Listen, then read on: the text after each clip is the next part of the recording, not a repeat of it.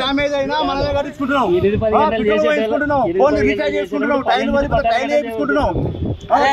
మేము మాట్లాడే రూపాయలు 111 రూపాయలు. ఇది పెళ్లిలో పోతే మనం కట్టాల్సిన ఆ రకంగా బిల్లు వస్తుంది. 10 కిలోమీటర్లు పోతే మా డిమాండ్ ఏం లేదా, మాకు రేట్లు పెంచాలని మేము కోరుకుంటున్నాము. మన గవర్నమెంట్ జాబ్ కాదు, రిటైర్మెంట్ అయితే పింఛన్ వస్తానంగా మాకు పైన ఆదాయం లేదు, ఇన్సూరెన్స్ లేదు, ఏం లేదు. బండి ఫిట్నెస్, ఇన్సూరెన్స్, బండి ట్యాక్సీలు అన్ని మేమే కట్టుకోవాల్సి వస్తుంది. మళ్ళీ బయట రాష్ట్రాల బండ్లన్నీ ఇక్కడికే వస్తున్నాయి, ఇక్కడికే వచ్చేసి ఇక్కడ తిరుగుతున్నారు.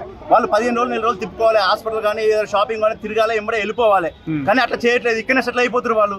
అక్కడ నెంబర్ ప్లేట్ అక్కడ బండి కొంటారు, ₹1,00,000 తక్కువలో కొంటారు, ఇక్కడ వచ్చి తిప్పుకుంటారు. మనం ఇక్కడ హైదరాబాద్ లో కొనుక్కుంటే బండి ₹1,00,000 ఎక్కువ ఉంటుంది. అంతే కదా మనకు కావాల్సింది. మన రేట్లు మనకు పెంచితే మేము రోడ్ మీదకి వచ్చి బాధపడాల్సిన అవసరం మాకు లేదు. ఎక్కడి నుంచి వచ్చారు? అందరం ఇప్పుడు హైదరాబాద్ చుట్టుకెళ్ళి వచ్చిన అందరం ఇక్కడికి వచ్చిన, తెలంగాణ ఆంధ్రాకి వచ్చేసినాం. నేను డ్రైవర్లు ఒక యూనియన్ ఏం కదా, నెంబర్ మామూలుగానే.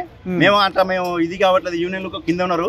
మేము ఆటో విషయంగా మా బాధలకు మేము పరిమించి డ్రైవర్ల యూనియన్ తిడితే వాళ్ళు ముందుకు వచ్చి ఇప్పుడు ముందుకు వచ్చి మా డిమాండ్ మేము ప్రభుత్వం డిమాండ్ ఏంటంటే 10 కిలోమీటర్ జర్నీ చేస్తే మాకు ₹111, ₹116 బిల్ వస్తుందన్నా. దాంట్లో 4 కిలోమీటర్ పికప్ కి వెళ్తున్నాం. పెట్రోల్ రేట్ ఎంత ఉంది? ₹110 పెట్రోల్ రేట్ ఉంది. ₹111 ఆ అమౌంట్ ఇస్తే మాకు పెట్రోల్ ఏం పోసుకోవాలి, మేము పిల్లలు ఏం బతుకోవాలి. ఇప్పటికీ నేను ప్రైవేట్ స్కూల్లో చదివించిన లాక్డౌన్ కన్నా ముందు, అప్పుడు బిల్లు బాగా వస్తుండే. ఇప్పుడు చూడు, లాక్డౌన్ స్టార్ట్ అయిన తర్వాత నా పిల్లల్ని ఇద్దరిని తీసుకుపోయి గవర్నమెంట్ స్కూల్లో చదివిస్తున్నాను. ఎందుకు? పరిస్థితి బాగాలేకనే కదా.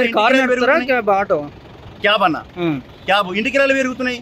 ఉప్పులు పప్పుల మీద అన్నిటి మీద రేట్ వస్తుంది, సబ్బు మీద రేట్ వస్తుంది.